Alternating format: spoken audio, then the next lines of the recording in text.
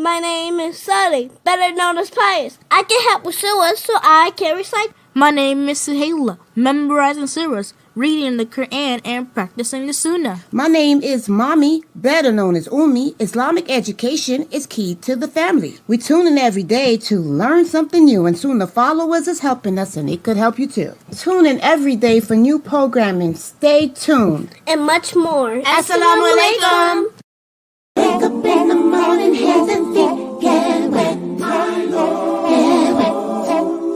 Get wet. Wet, my Lord.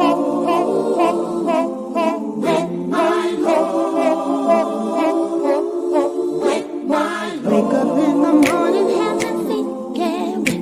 Getting ready for our conversation deep and in depth. Obligations are serious and need to be met. So I prepare so I won't forget. Go ahead and make a good intention. Yeah, yeah. You can wrap up some good things. Yeah, make a donation to the side and go from left to make it right. Just remember and don't lose sight. Jannah is the goal.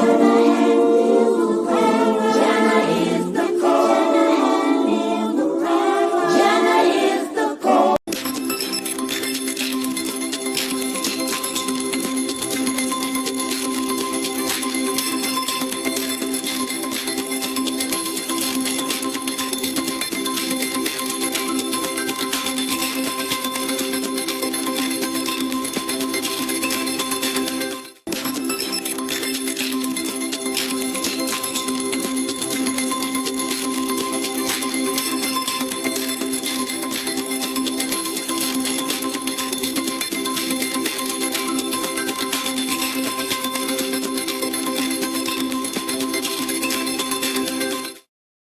Woke. There are so many things going on around, you must take heed. It's been written and prophesied about, so you must believe. Not everything that glitters is gold, pay attention as it's been told. Join us every Friday, 7 p.m. Eastern, with Brother Yusuf as he tackles and breaks down current events, current news, and politics, and the Islamic Ummah. Please join us, streaming on all major platforms. Channel Sunnahfollowers. Join us every Friday at 9 p.m. Eastern for the Access to Layla live call-in and answer show. Please join Ustada Layla Nashiba. If you have any questions in regards to this theme, call in at 862-370-2838. Now streaming on various platforms right here on Sunnahfollowers.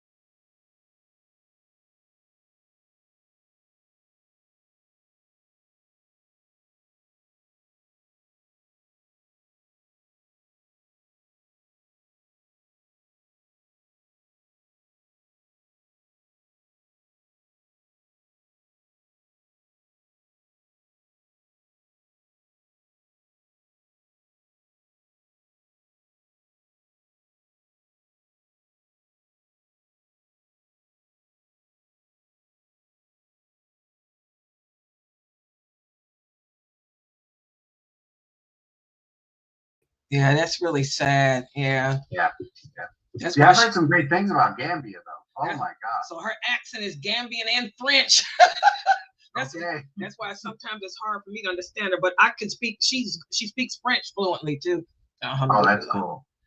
Yeah, a friend of mine was from, close friend of mine. He played in the NBA. He, Mamadou Ndiaye. He was from Senegal. Oh, wow. And he spoke 7 different languages, and one of them was French. Yes. Of course, there's English, French, Arabic, and 4 different local Senegalese dialects. Yeah, I that heard. They considered 4 separate languages. I thought that was really, really cool. Yeah, a lot of Americans are buying land in Gambia and moving to Gambia, too. I noticed that, too. They say it's really nice. Yeah. And Dr. McBride, how you mentioned about, how in France they let you dress naked, but you can't be covered up. It's crazy because in some Muslim countries in Africa, they're trying to take over. And the government there is like, you're not taking over our country. And France is trying to, be in there and trying to take their resources. And some African leaders, they put a stop to it. They're like, enough is enough. And it's just crazy how you're trying to benefit from other Muslim countries in Africa, but whenever they come over to your place, you're like, nope, can't dress up. You got to be like everybody else. Exactly. And that's that whole dummying down of morality. That's that whole dummying down of intelligence. That's that whole, it really goes to that, like here in America, being an American, my history is what? Very European. Yeah. And it only goes back about 200 years or so. But the idea is that all these other countries, like Africa, I got to tell you, Africa and China are so, I know China's not something popular, politically correct to talk about with a lot of our reelected people.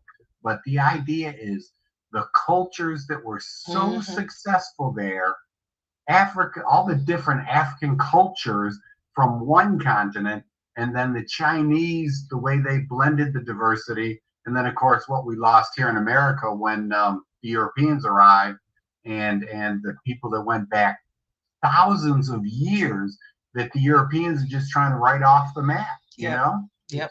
It's such a shame to lose the diversity. I mean, for me, it goes right back to the Quran and Allah choosing dirt or earth or whatever it is in Arabic from all these different kinds. Yes. Yes. And all these, I don't know whether it's colors or kinds or whatever the Arabic word means, but even in the Quran, for me, I'm told I have to emphasize diversity, or I have to at least enjoy it, you know, or take it all in. I don't understand this whitening of everything, if I can say that. I don't.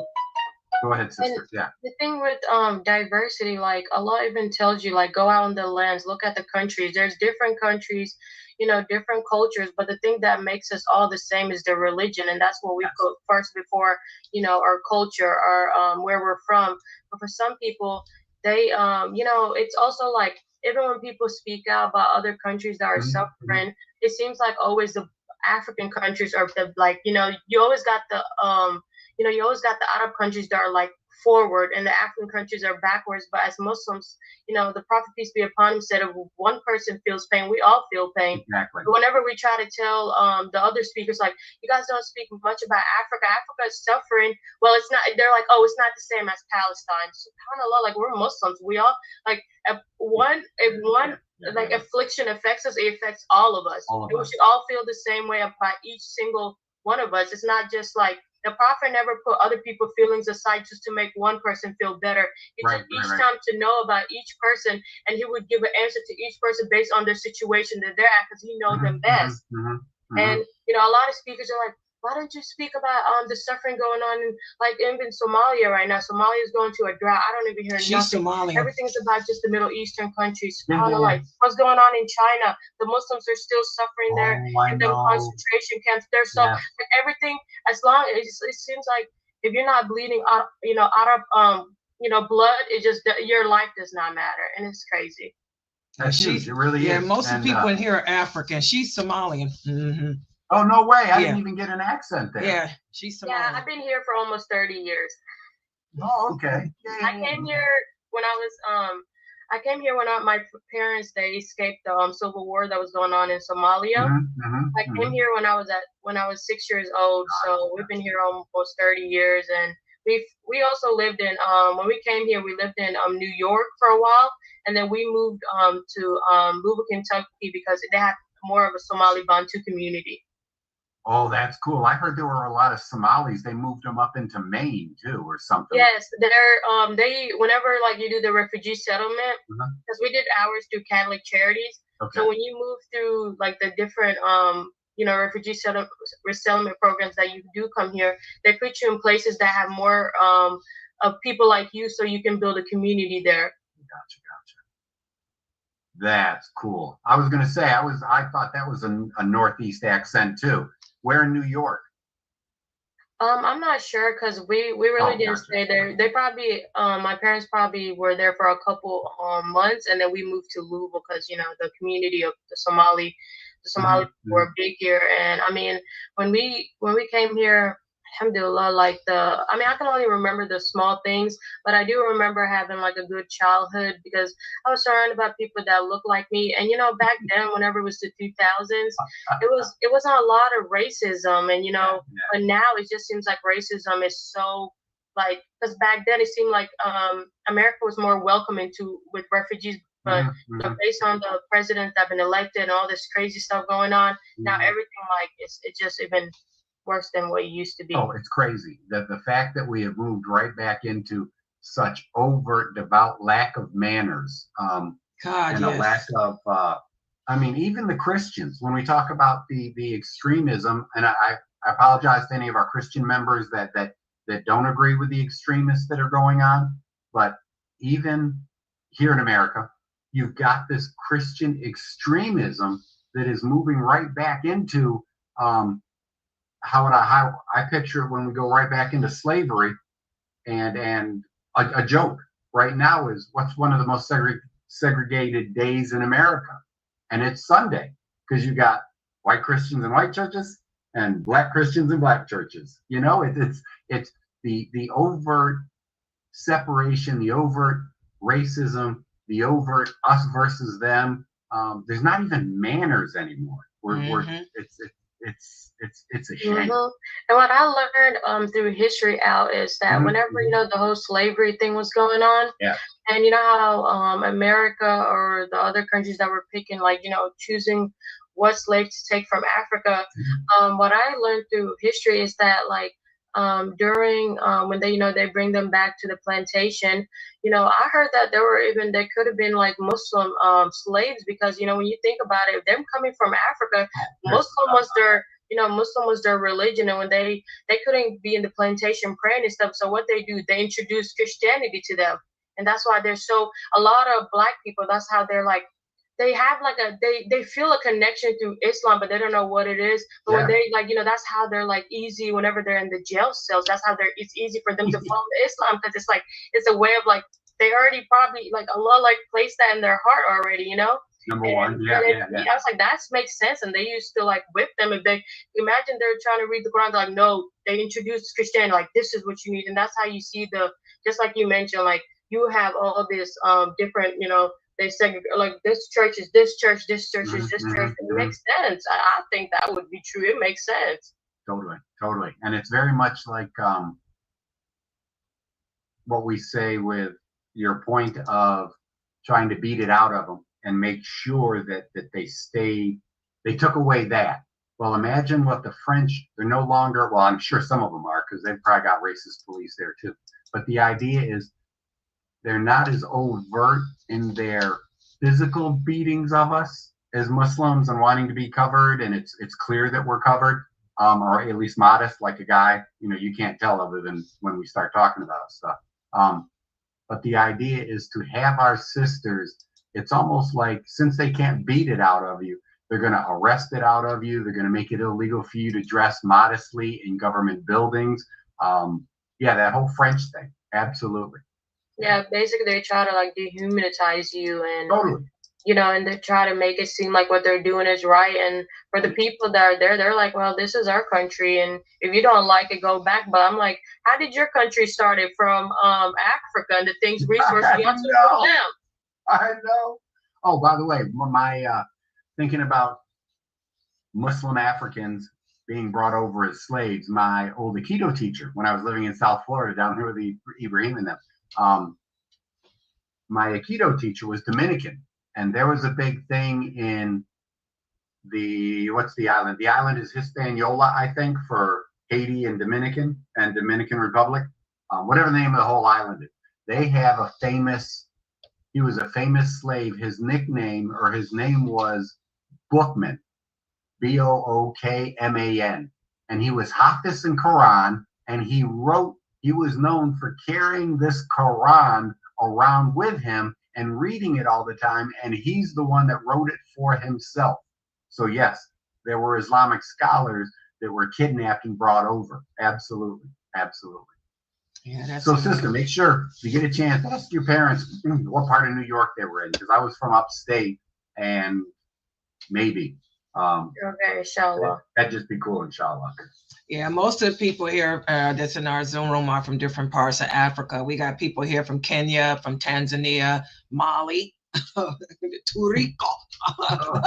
We got all, and my regular students are all basically, it's really amazing. I've been teaching Islam on the internet since 1986, and most of my students are Africans. They are almost like her. She grew up here. She's been coming here since she was 12. Yeah. You know, I got more African the supporters, you know, because they recognize the truth rather than anyone else. Absolutely. Okay, you guys are in here, and I'm glad y'all was talking. If y'all brought a lot of people in, because they said the conversation was interesting. Good, y'all stay, because now we're getting ready to go to our topic. Yeah, this is the brain stuff, guys. Remember, this is the 27th day of Ramadan. Ramadan's almost over. We fast for 29 to 30 days. So this is 27. You got 2 or 3 more days left. The zakatul fitr, for the brother that's asking me, you can pay the I would pay the zakatul fitr tomorrow. I would pay it tomorrow. Yeah, but yes, you can pay your zakatul fitr. It'll make, if you wanted to make up for the mistakes in your fast. Yes. Okay, guys, I'm going to turn this over to Dr. McBride, and he's going to continue his discussion with the human brain. And remember, for those of you who would like to join the Zoom room to participate on the microphone with questions or whatnot, here's the link to the Zoom room, www.sunnahfollowers.net. Welcome to join. And I'm going to turn it over to Dr. McBride now, inshallah. Okay, there we go. Assalamu alaikum. Today, we can start out with, you'll notice I'm wearing jewelry. I have I'm wearing an old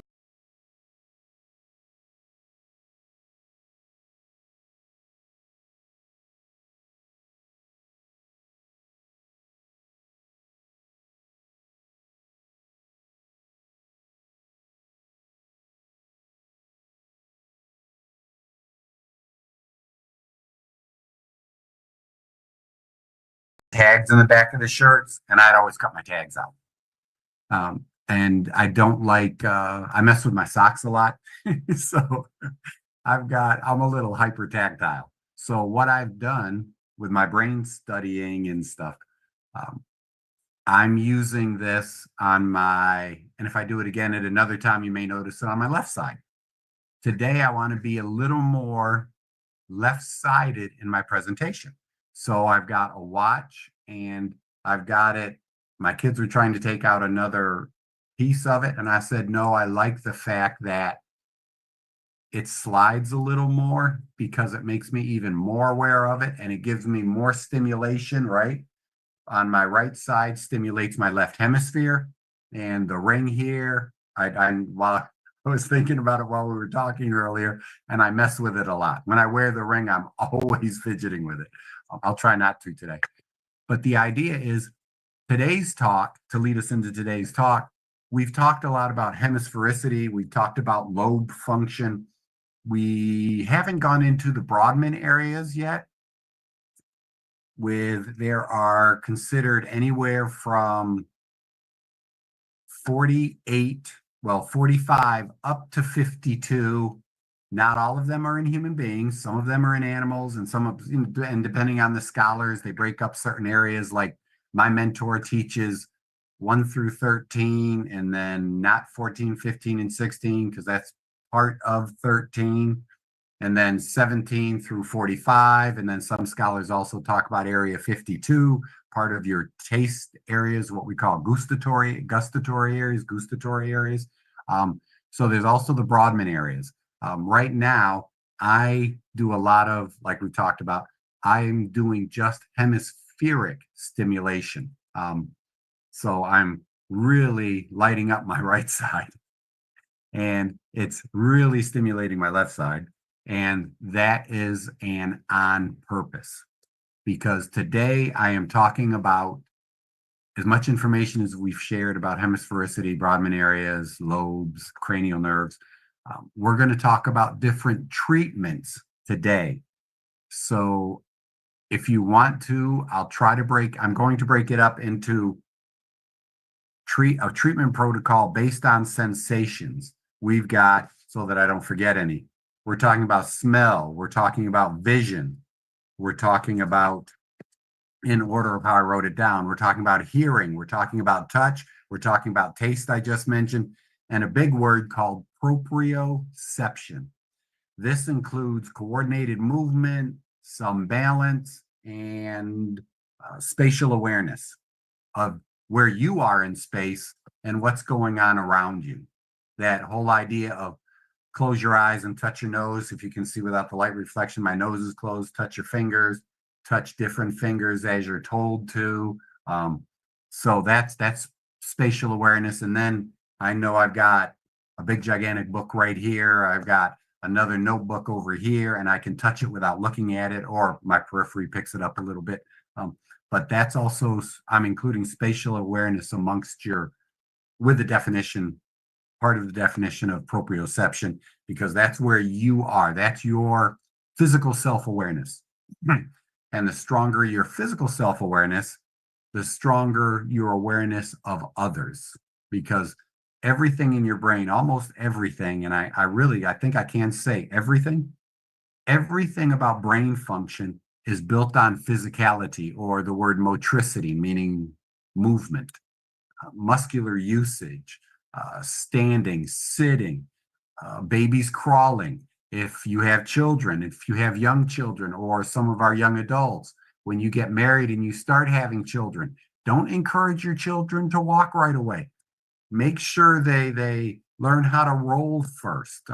Make sure they learn how to army crawl, scooting with an army crawl and dragging the legs. They learn that first, and then they get up on their hands and knees and crawl. And they might even, that's very important. They don't want to go right to hands and feet. They want to go hands and knees, okay? And then after they've gone through crawling, because cross crawl, right? Right arm, left leg, left arm, right leg, coordinates the different hemispheres to work together. So the more crawling they do, the better it is for them.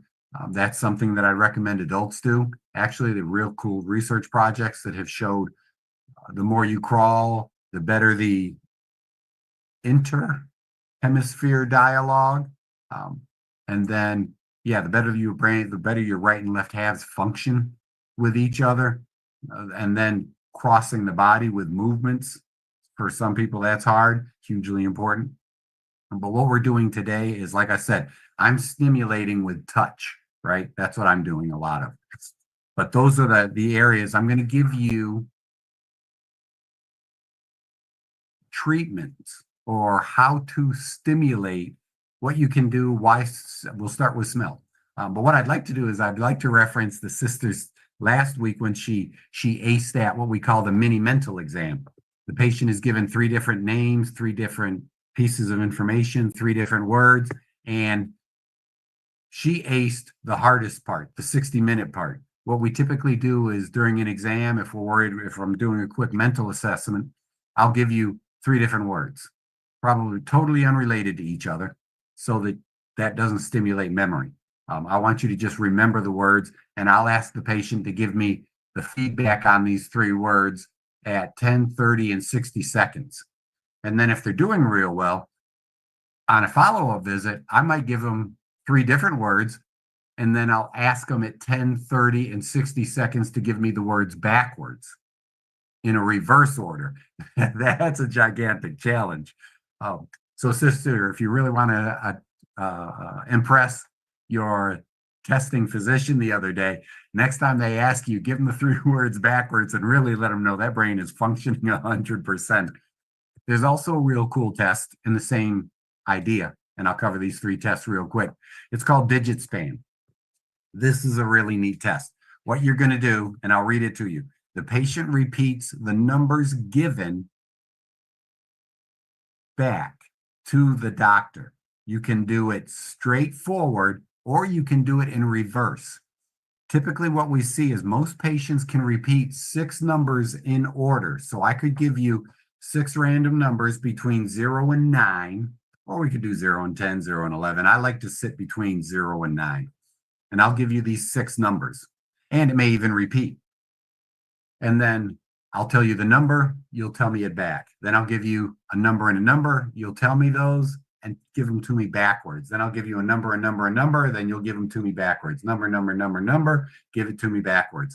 And that is going, typically, if we just do 6, if we do straight across, most people can do 6. A problem is if you do less than 6.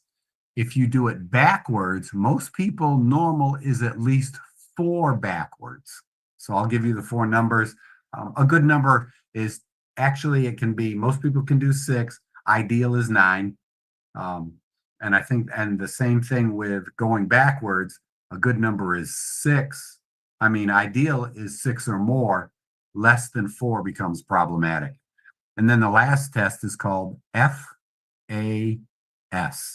test. And what you're going to do, typically, that someone is giving you a neurological assessment or a mental exam, it's called the FAS test, and typically we'll use the letters F, A, and S, or S. And I might say, okay, brother or sister, what I want you to do is I'm going to start my watch. Now that I've got one on, I'm going to start my watch, and you're going to give me as many words as you can to start with the letter F. The key is, make sure you get this, there's no plurals. You can't say him and his. You can't say he, let's see, plurals, sock and socks, book and books, light and lights. It's 6, you're going to give me the words, or you're going to give me approximately, you should give me 12 individual words back that cannot be plurals. And it can't be like fast, faster, fastest, fasting, even though that's totally different. It can't be fasting. If you use fast or any of those, that's the only fast that you can use. You can do FAS, and then you're going to, 12 is normal, 8 or less is a problem, and you've got 1 minute to give me 12 words starting with the F or the A or the S or whatever letters you use. So what you're going to do is you get 1 minute, and you can do that with family members. Kids usually do a little bit less because they usually don't have the same vocabulary, same word amount that we do. So you've got the mini mental exam this sister talked about, the 3 individual words, and you can ask for those to be repeated at 10, 30, and 60 minutes. You have the digit span exam, and what you're going to do is you can do it either forwards only, or forwards and backwards, or backwards only. And what you're going to do is take numbers and repeat after the doctor. And I'm going to say 1 and 5 and 7 and 8 and 9 and 6 and did it. And then you got to give them back to me in that order. And then the hardest one is to take numbers and give them back to me in reverse order. So if I was going to do it easily, 1, 2, 3, 4, 5, and I expect you to give them back to me 5, 4, 3, 2, 1. But imagine how hard it is if I'm mixing it up, right? So those are the 3 tests: the mini mental exam, the digit span, and the FAS test. Real cool for overall, particularly frontal and the memory centers, hugely important. And I especially like the FAS test because that stimulates memory centers Excuse me, that stimulates memory centers. It also stimulates a lot of this left hemisphere stuff because we're talking about word searching, word finding. We don't so much need comprehension and definition though, okay?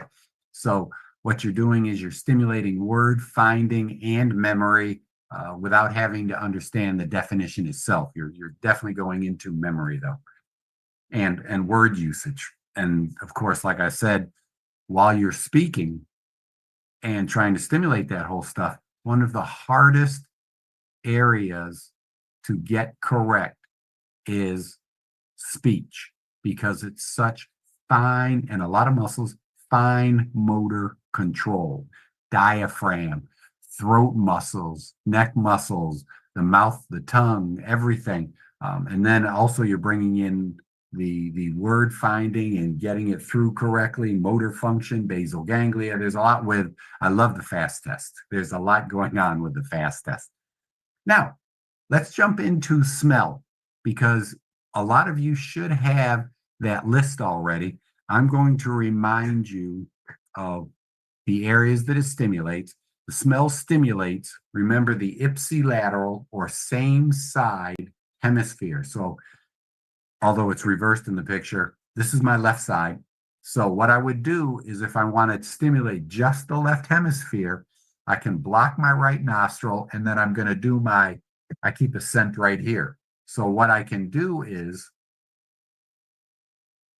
the test would be something. And if you're doing a test, you want to start out at about more than 10 inches, say 12 inches. And then you should be, I can smell that. And this is how far away it is. It's a bent arm length. I'm a little over 6 feet tall. So this is going to be what? Anywhere from 2 to 3 feet. Well, no. We're going to be about 2 feet, I guess, because you got to go across my torso and then to the other arm. So I'm about, I don't know, I'm over 1.5 feet probably. And I can smell, this is a Japanese plant or a Japanese oil called, Hinoki. I chose this because it's supposed to really stimulate brain function. It's called false cypress. And this can actually, this is a very important ingredient to a Japanese shaman, medicine, herbalist, a Japanese herbalist. They'll use this as one of the main ingredients in an ADHD scent package with a couple other herbs, but this is their primary.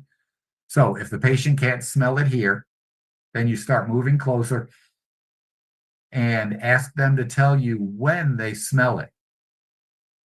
And like I said, some patients I actually test, I'm literally right here.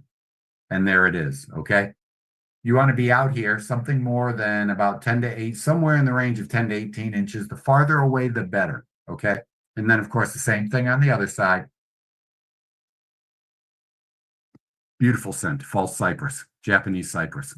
And the idea with smell is it stimulates, like I said, the ipsilateral hemisphere. So if we've talked and you've determined you're a little bit weak on the right, brothers, put a scent, a little bit of a smell, maybe over here, lower on your cheek and your beard. Remember, some oils, some people are allergic to certain plants. If it's a real oil, test it on yourself first before you put it up here. But on us, like I said, you can hide it in the hair. Sisters, put it on the hijab on that side, put it on a collar. You can put it on the collar of your clothing. Again, make sure it doesn't stain. Some of these oils will actually give off a color and leave a stain. So I'm a big fan. I'll put it on my beard on one side or the other, depending on what I'm trying to do.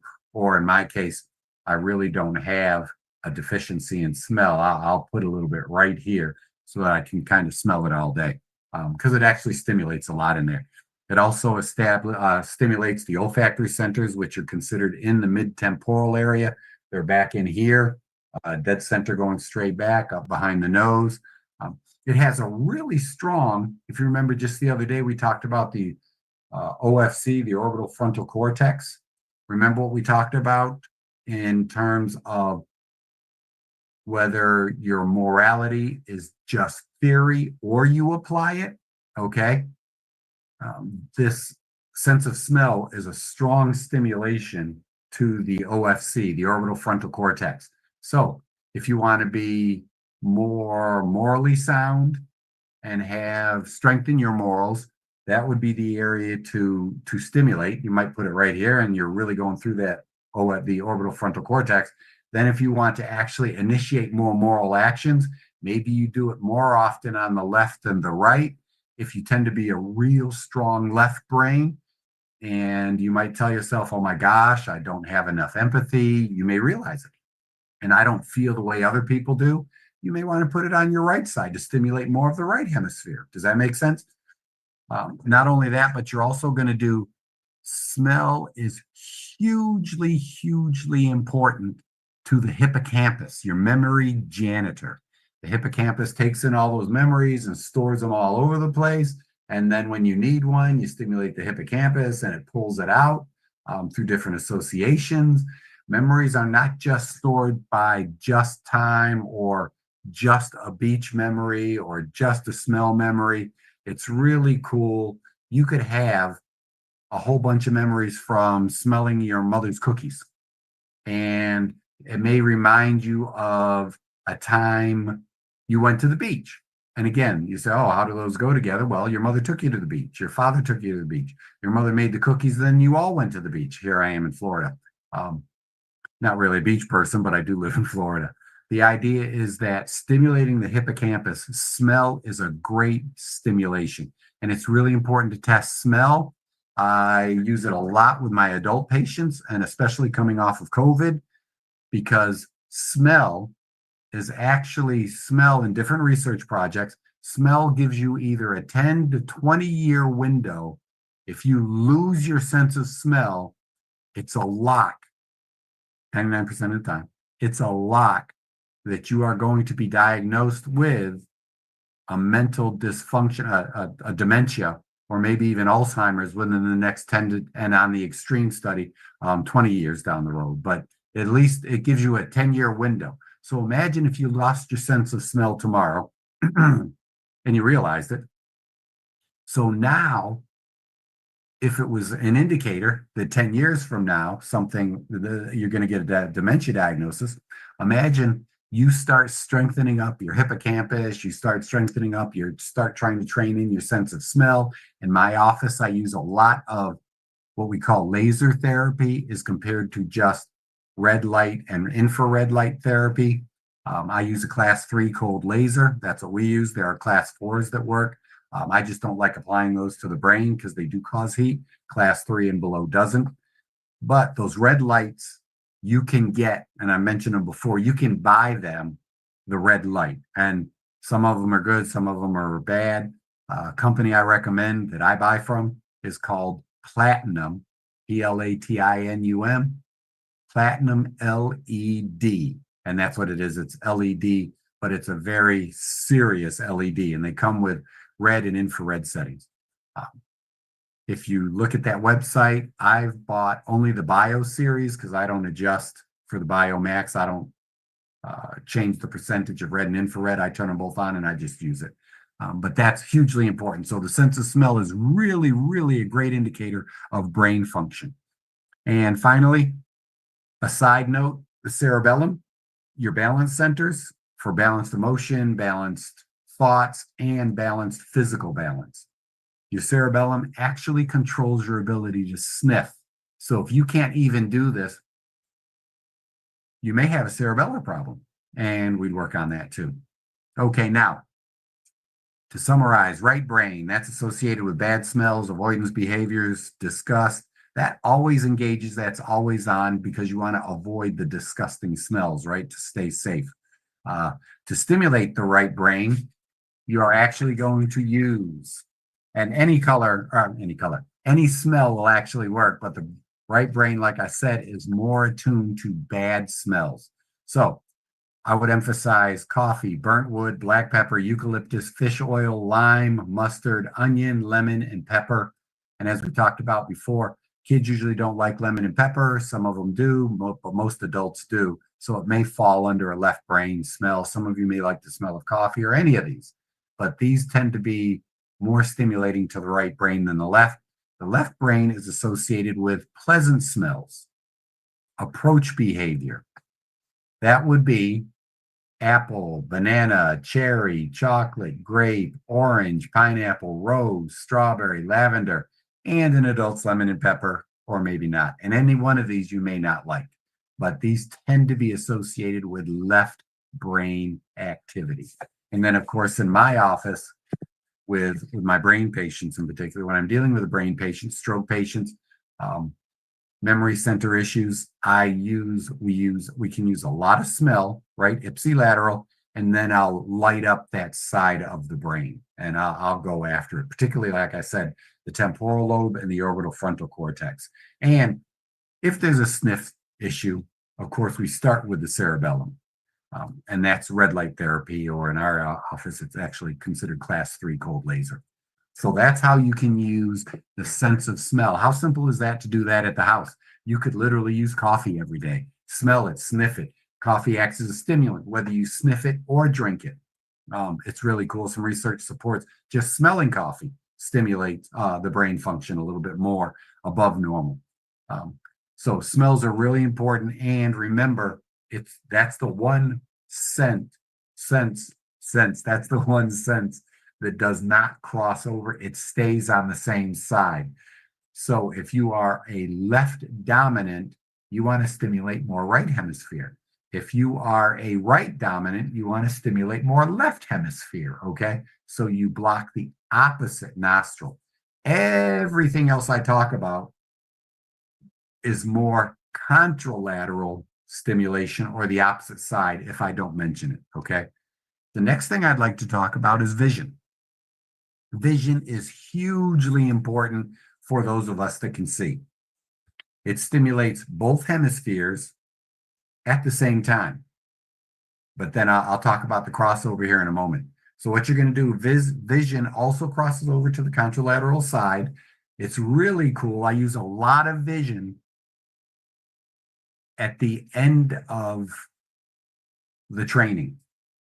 I like to, most of the cortical stuff, I've already worked through primitive reflexes. I've worked through any brainstem issues. I check all the cranial nerves.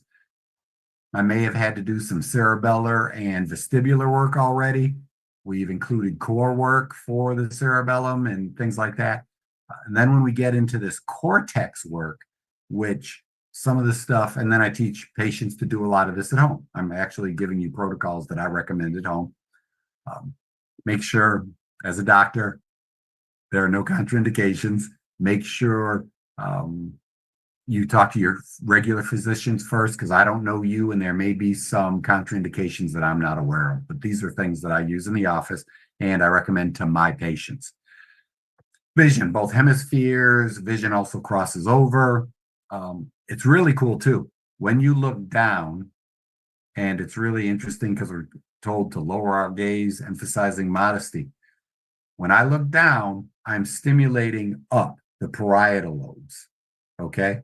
So when we talk about parietal lobes, that is going to be a lot of spatial awareness, self-awareness, your interoception or interoception, your self-awareness, the proprioception I already mentioned.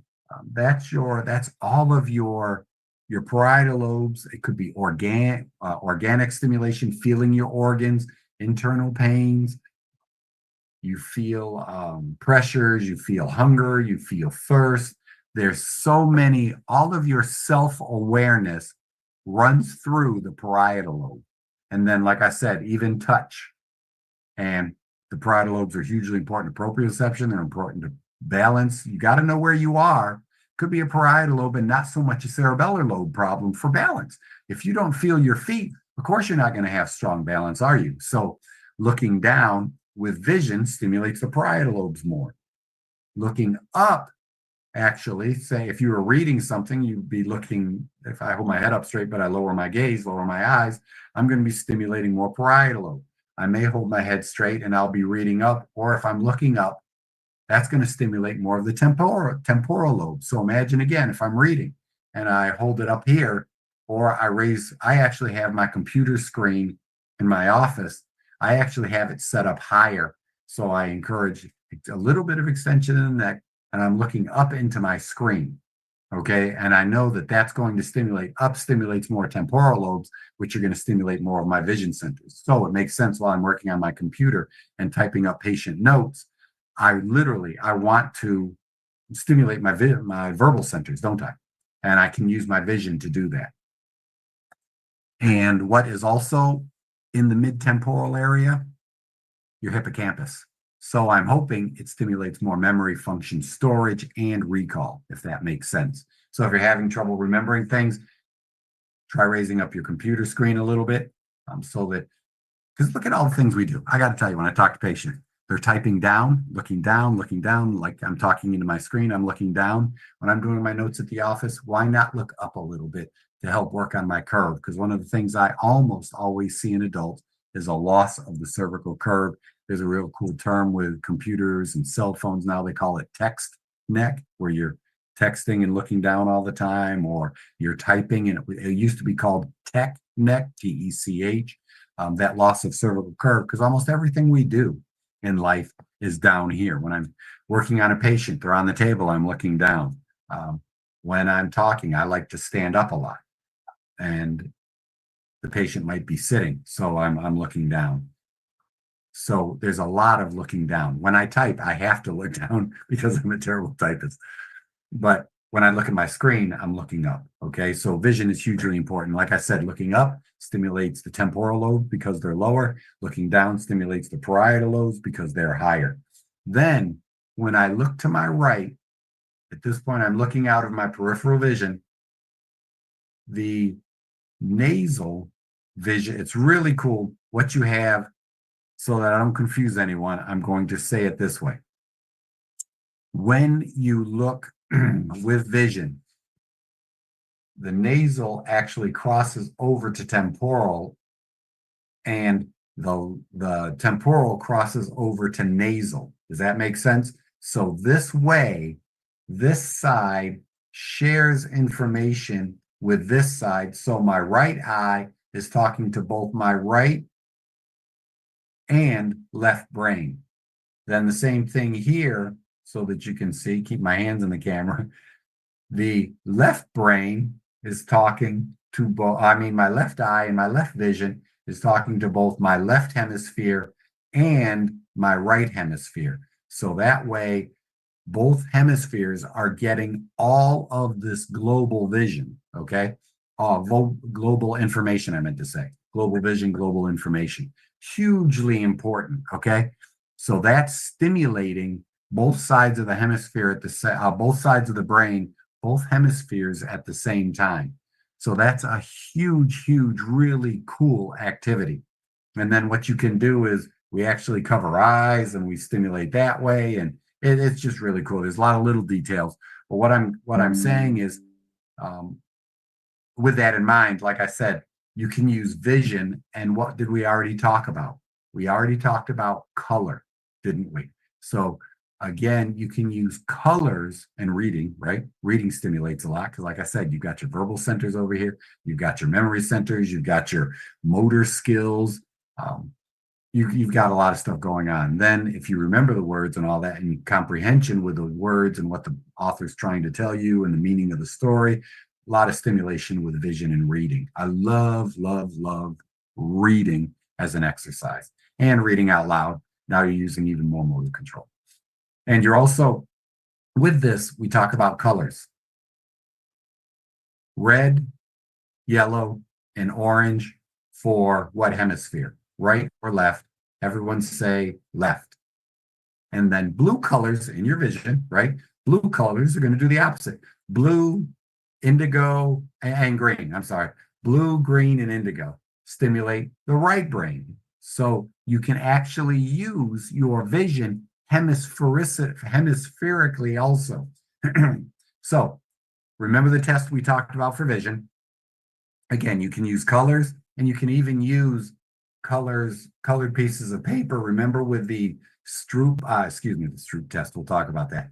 With the saccades and the saccades and pursuits, you can even use colors, trying to stimulate. If I want to stimulate the left hemisphere, then I would use red, yellow, or orange color, right? and I might put it on a little piece of paper, and I hold the paper here and I hold another paper here. Now I put the paper over here, right? So that, here we are. So I'm looking dead center at it, and I've got the other paper here. Now my eyes saccade over. I'll show you with head movement. The eyes by themselves jump over, and they see another red, orange, or yellow, and you can mix the colors. Use red and orange, or yellow and orange, yellow and red, whatever you want to do. So now you do the saccade. That's left frontal lobe. Boop, there it goes. Now we use the pursuit. That's left parietal lobe, pulling it back.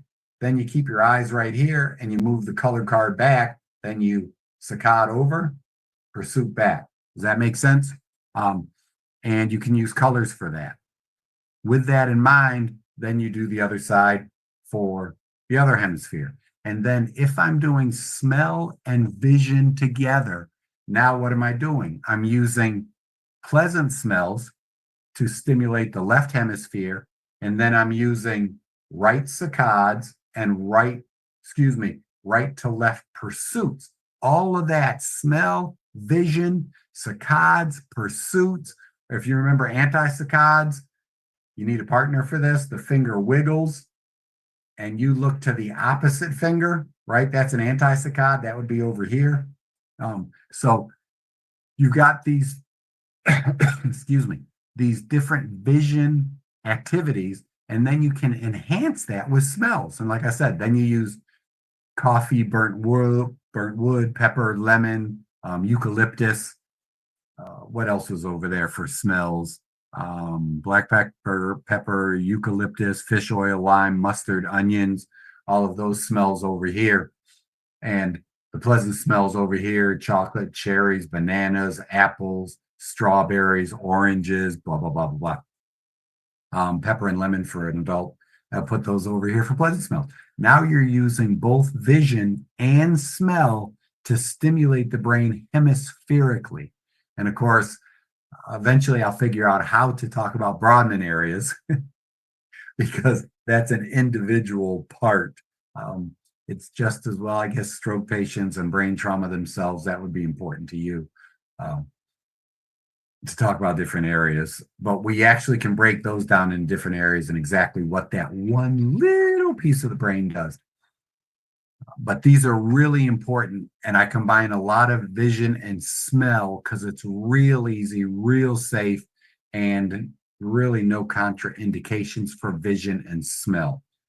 When we use, if you did invest in some red light at home, remember one of the things, mashallah, one of the things we have to be concerned about with red light, and particularly like my more expensive red light, it's actually, like I said, considered a cold laser. You are using that to stimulate ATP or stimulate cellular function. So if there's this much light, you're stimulating all the cells of the brain right underneath that light, right? And then when light hits things, it deflects a little bit and diverges as compared to converging. So it hits the skin, it hits the skull, it might hit a little bit of hair that might be there, but then it hits the brain tissue and spreads out the diffusion. So, or if you're doing like the immune system, we won't talk about it, but I do that over the abdominal aorta. You don't want to have any cancer in that area. And over the abdominal area, you don't want to be pregnant because you don't want to stimulate those cells to grow better and faster and stronger. Okay. You wouldn't want a fetal development to get out of sequence, right? It speeds up for a little bit, and then part of it is fast, and it's we don't use it on pregnant women in that area, and we don't use it in cancer patients. Although some doctors actually have a cancer protocol. If you were going to use red light to prevent getting it, remember the tumor necrosis factor that helps fight off cancer is stimulated more on the left side from the left side of the brain. So if you have a family history, you could use red light there. But I check with your regular MD first. If you have any questions about these two areas, we'll just cover smell and vision today. I started with these because they're really easy to apply. Oh, I'm sorry, I jumped ahead.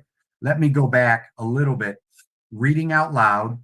Reading and reading out loud are great visual activities, visual exercise. Reading out loud then ties in your motor centers even stronger than just the eye movement, okay? It also affects the frontal lobe because you've got the frontal eye field. It helps focus. You've got saccades, we talked about, anti-saccades. You've got pursuits, the dual. You've got the Stroop chart. You also, and then with the Stroop chart, really cool, you can Google that up, search up Stroop chart, STROOP. What that, the one I use in the office is one with the name of a color, and ours are, the one I made is red, blue, orange, and green. Those are the 4 colors I use. Almost everybody knows those words and those colors. The first row of the Stroop chart actually has a red box, red word, a blue box, a blue word, an orange box, an orange, the word orange, and then the green box and the word green, okay? Then what you do is you read across and you read, it's usually 4 rows. You read the word red, blue, orange, green, then this might be blue, green, orange, red, and this will be changed, and it's random after that. Read the words as fast as you can. Do it, have the patient or yourself, do it as fast as you can. That is, again, your baseline time, right? So that's going to be your baseline time. And with 4 rows, and we even use at my house, we tend to be a little competitive, myself and my kids. So we were competing against each other, a couple of these tests. We compete each other to see who can get the lowest time. So blow through it as fast as we can, we read the words. Now what you're going to do, after you get comfortable with it, you read it correctly a couple times. Now what you do is you time yourself and you don't read the words anymore. You read only the color. A nightmare. I am not lying. And you can make your own. You don't even have to download something. You can literally take a sheet of paper, make it big enough, and I'd recommend, I use a standard Stroop chart style. 4 rows, 4 colors, and I use red, blue, orange, and green. Those are the 4 colors I use.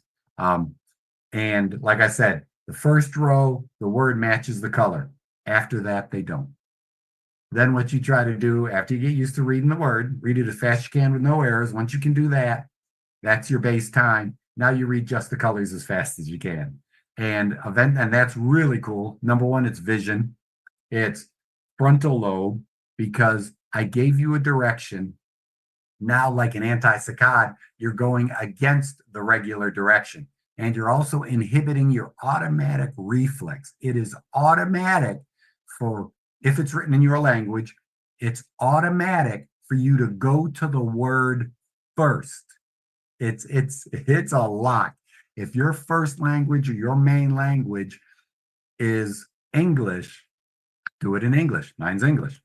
If your main language, your first language, your comfort language is Arabic, do it in Arabic. It's an awesome test. The Stroop chart is phenomenal.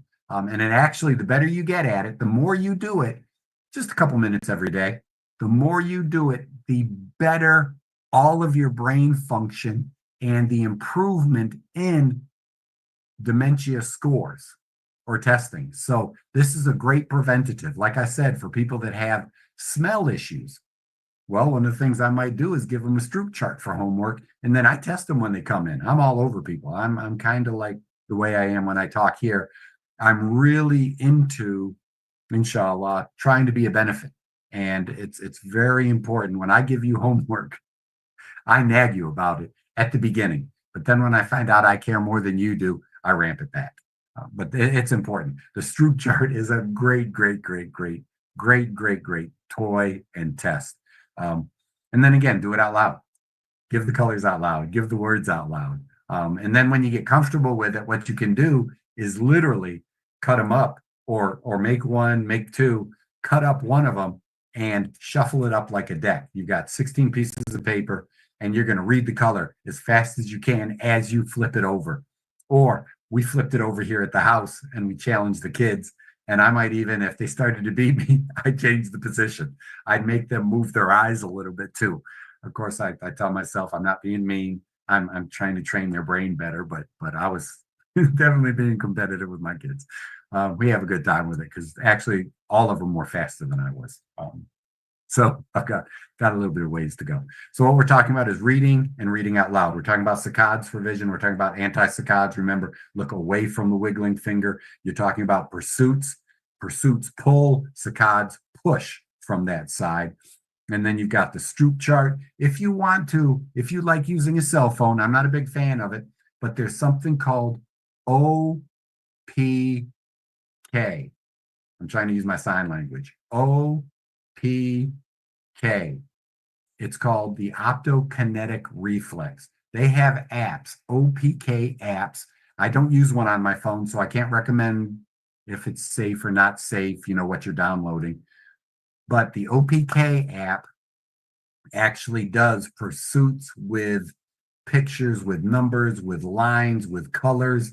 And the way it's pulling is the hemisphere that it's stimulating, because remember what we said, if it's pulling to the left, it's stimulating my left parietal lobe. And then when I get to the end, following that face or that animal face with kids, a lot of doctors use it for that. They will prefer pursuing animal faces, fruit shapes, that kind of thing. But they'll pursue it with the left parietal lobe, right? And then they have to jump back to the beginning again. So they're using their left frontal lobe. And then you hit it to go the other way. And you're doing your right parietal lobe pulling it across, and then your left frontal lobe to jump back. But the OPK reflex is really, really cool. It's what you use when a train goes by you and you're waiting at the edge of the tracks, watching it go by. You get caught on a car, then you jump back. You get caught on a train car and you jump back. That's your OPK reflex. Hugely important for vision. And that's one of your base reflexes, very involved with vestibular function, very involved with balance and cerebellum. Very important to cerebellum, because remember when we talked about jumping and smooth eye movement, the cerebellum is very important to that. So if there's a visual problem, an OPK tape or an OPK app could be important. I like the OPK, I just didn't download it on my phone. So that's what I'd like to share with you today. And then next week, what we'll do is we'll cover hearing and touch, and we'll tie hearing and touch back to vision. And then we'll talk about taste and proprioception also. Any questions, sister? Jazakallah khairan. Assalamu alaikum, Imam. Wa alaikum assalam. I can tell you just got back from Saudi. You have more of an Arabic accent. Alhamdulillah. Alhamdulillah. By the way, as you know, I'm colorblind.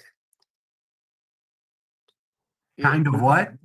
Colorblind. I cannot see. I have problem with the colors. Remember? Yes. Yes. So what about when you think about the colors? The problem with me. That would be, let's think about how,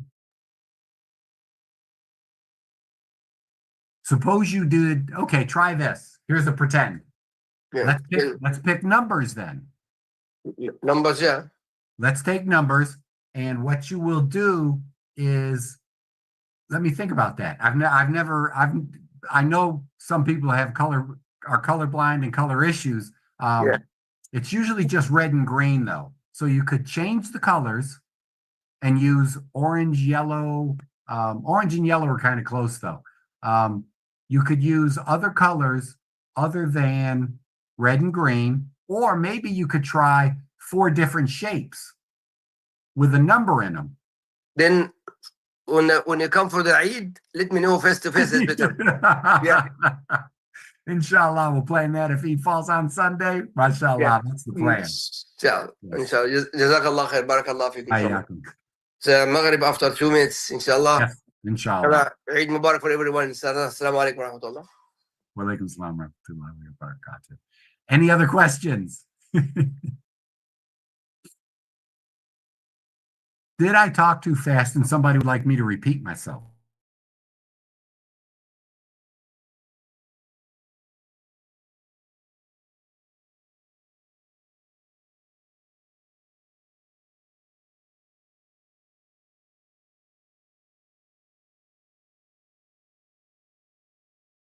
it just made me think about like just how awesome Allah is. Yeah, just alhamdulillah, like Allah is so awesome. So it just made me think about, remind me of that. Doesn't vision, think about everything vision does. Let me switch sides because now I'm going to go with a bigger picture and association thing, if it happens this fast, right? Think about what takes place with vision by itself and reading out loud. You are literally stimulating your visual centers, right? Just vision itself. You're stimulating cranial nerves in your brainstem for vision and vision movement. You're stimulating certain areas in your brain where the different optic nerves cross over and the optic eye, all this stuff. The fact that vision actually crosses hemispheres and stays ipsilateral. Then we add, remember last week we talked about, I think it was last week, with a frontal eye field. So now you're getting into your motor areas of your brain. You're also moving, so you're definitely using motor. And then if you're reading out loud, you're literally stimulating all of your verbal centers and fine motor skills, combining eye movement and mouth stuff. I mean, sister, if Allah didn't create that, that stuff doesn't just develop because we're the only ones that do it, right? They say they teach other creations language skills, but not like this, is it?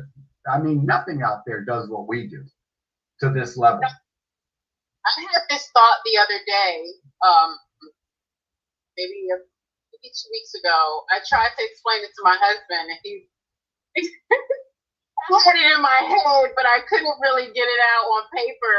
And it's so funny that, or try to explain it to him, and he just kind of sat there and looked at me, and I was talking about the eyes, and I said, you know, I have done a lot with my eyes. You know, I do the things with my eyes, going left and right, just like things that, you know, Allah has, you know, just made me aware of. Yes. And I was explaining to him that, you know, I make sure that, see, in my younger days, Sissy, your voice sounds like you're in your 20s right now. Don't even try it. Not at all. But my auntie, when I lived with her, she had clothes all over the floor. And that visualization, I took that with me for a long time. And I just could not get it together. So what I started doing, alhamdulillah, is I started making sure that I pick up after myself, because what I thought in my head was, okay, if I pick up after myself, this is going to help me to move forward in other areas. As if like the vision, what I see is going to help me to be more consistent in different areas. I don't really know how to explain it too good, because it just was a thought. But what I do is I always try to make sure, like before I leave my closet, I make sure that if anything is on the floor, I make sure I pick it up. I put everything in its place, because I'm nervous that me seeing something on the floor is going to cause me to like slack on something later on in the day. Like I make my bed, I do certain things. And I was trying to explain this to my husband. But you were kind of explaining it today with the eyes, and I was trying to look up things. Like, there has to be something, you know, this has to be correct. I just don't know what it is. I'll tell you, sister, what you want to do is, there's a real cool speech that a retired rear admiral or something, he gave a commencement talk. And he talks about making the bed first thing in the morning. And he says, if you can do that, you can do anything. And then he explains without the brain part. It was really cool. His explanation was, from what I remember, it was actually, I saw it before I actually studied the brain.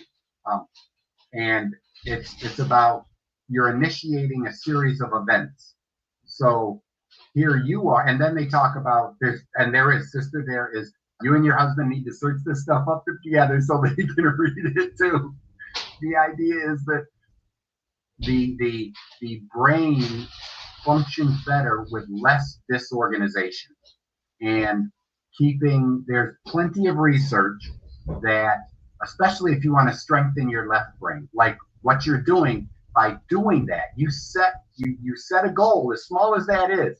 It's a goal, and you do it all the time. You reinforce your goal setting and goal achieving abilities, which is awesome. Alhamdulillah. It started a lot.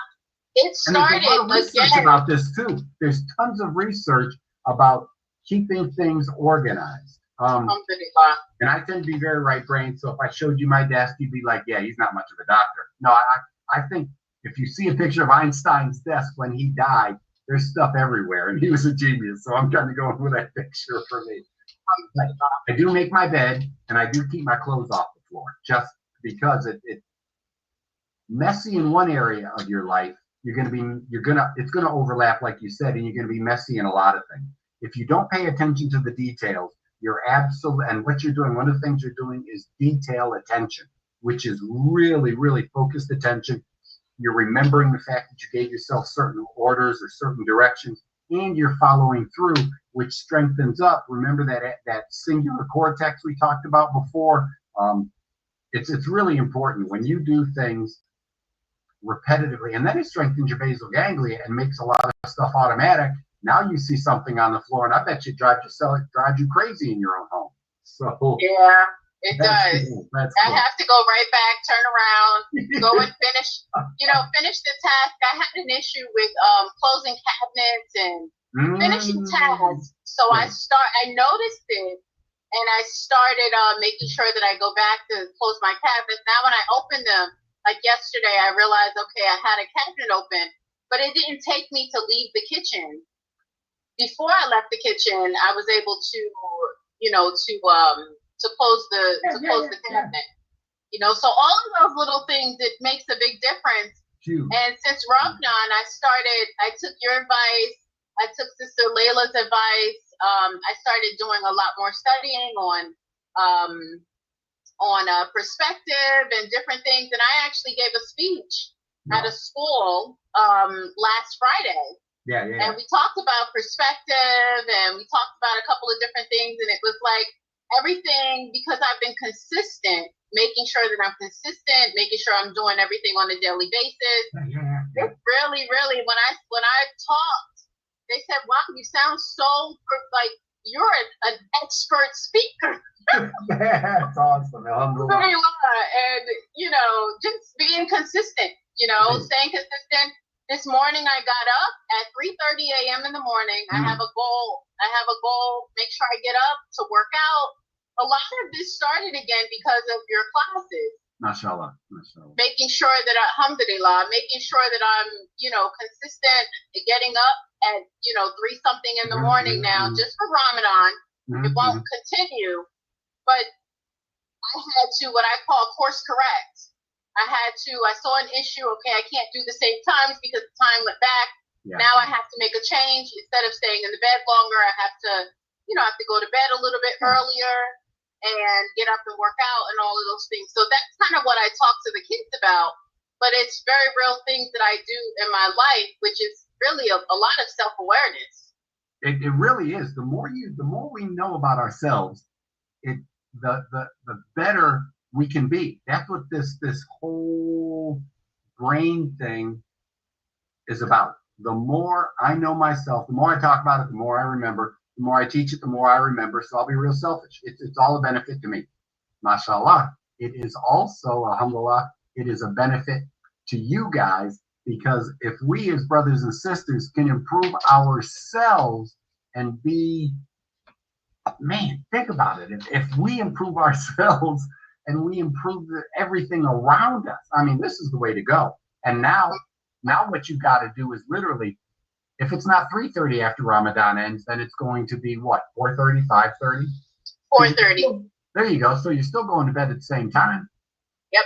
Especially if you're working out. We know that in my age group, well, as adults, literally everything, you can say everything past about 40 to 45, maybe, well, now so many of these young people are in such horrible shape, they might be considered as old as us. But the idea is, as adults, as we age, we literally still need 7, and if you're active, 7 to 9 hours of sleep a day, a night. And the younger our kids are, the more sleep they need, to the point where teenagers are probably at, most likely, a lot of the research shows somewhere around 10 hours. And even if they get 10 hours, they don't come on 100% in their brain until they don't start peaking or hitting their stride, I should say. They don't start hitting their stride till about 10 a.m., believe it or not. I'm not encouraging them to sleep in, but what I'm saying is, when we think about schools and education and studying, and there's always individual uniqueness, but adults usually peak and start to decline after 2 o'clock in the afternoon. Kids, picture this with teachers and learning, kids usually start hitting their stride at about 10 and finish somewhere after 4 or so. So there's a little mismatch in our school system, not much we can do about it. But as a parent, you might want to be aware of that also. Other figures, yeah. Just to remind everybody, don't forget, Dr. McBride, you might be on my time. Break fast. Break fast. It's just now time for me to break fast. Yeah. Alhamdulillah. Yeah, it's it was a couple minutes ago, but I gotta tell you, this is feeding my brain like no business. This is good stuff. This is good for all of us. All of us. And I really like how she emphasized the exercise, because that's what I do too. I exercise every day too. Yes. And I'm telling you, it controls. I have my anxiety under control much better. My GERD, everything. I can do the breathing to close that hole in my stomach where I can, like I just did, so I don't have to break my fast. The acid stays down in there. I mean, the breathing techniques that Sister Juania has taught us is so great. You know, we need to exercise. A lot of us as Muslims, we don't take care of our bodies. We don't go get physical exams like we should. We don't exercise. We overeat. We eat the wrong foods.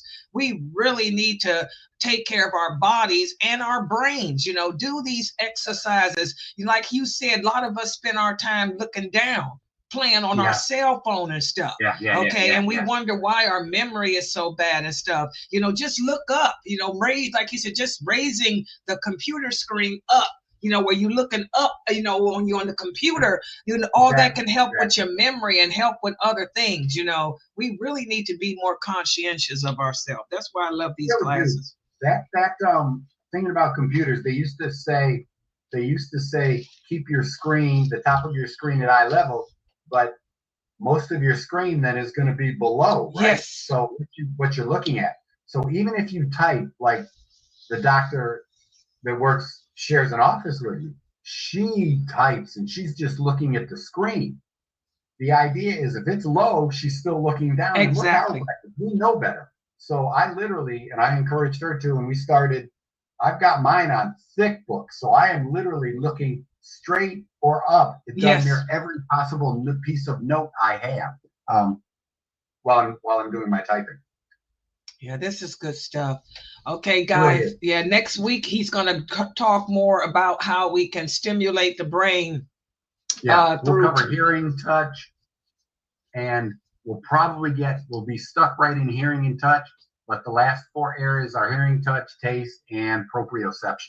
Yeah, so make sure you guys are here for this next week, inshallah. Yeah, this is really good stuff. And I will put the shorts out like I've been doing. Yeah, I've been trying to yes, you noticed it too, sister. Yes, I try to, you know, highlight the most important things. I know y'all like those exercises, so I did the exercises last time with the thumb.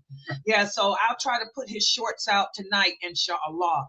And make sure, for the rest of you who are new, because I got some new people here too, click on our YouTube shorts, click on the short tab.